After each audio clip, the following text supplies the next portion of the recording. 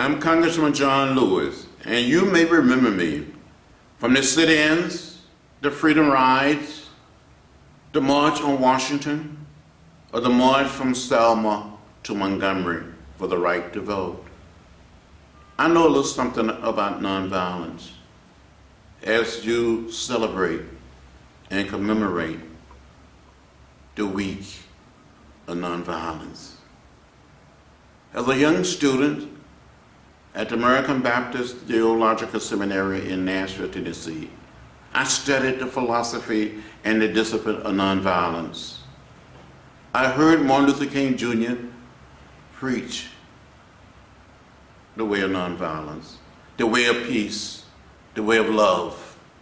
But as a seminary student, I met a young man by the name of Jim Lawson, who taught us the way of Gandhi, the way of Thoreau and civil disobedience, the way of love, the way of peace.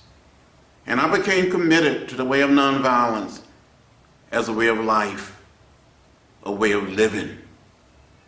We were taught to accept nonviolence as a way of thinking, a way of acting, not simply as a technique, not simply as a tactic, but let it become a part of your whole life.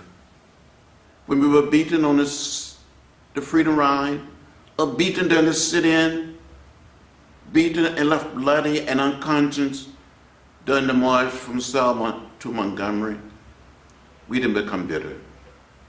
We didn't hate, for we felt hate was too heavy a burden to bear. We were moving toward the creation of the beloved community. We were trying to redeem the soul of America and create one community, one family, one nation. Nonviolence said to us that there's a spark of the divine in every human being, and we don't have a right to abuse or destroy that spark. But in the final analysis, we are one people. And as Dr. King said on so many occasions, we must learn to live together as brothers and sisters. We will perish as food. Gandhi put it another way. It is nonviolence or non-existence. I truly believe today that if it hadn't been for the preaching of the philosophy and the discipline of nonviolence by Martin Luther King Jr., if it hadn't been for the teaching of Gandhi, as a nation and as part of the world community, we wouldn't be where we are today. I know one thing. Hadn't been for my commitment to the philosophy of nonviolence, accepting it into my very being, I probably wouldn't be here. So when people would beat me, spit on me, or throw me in jail, I had the capacity and the ability to forgive and to move on.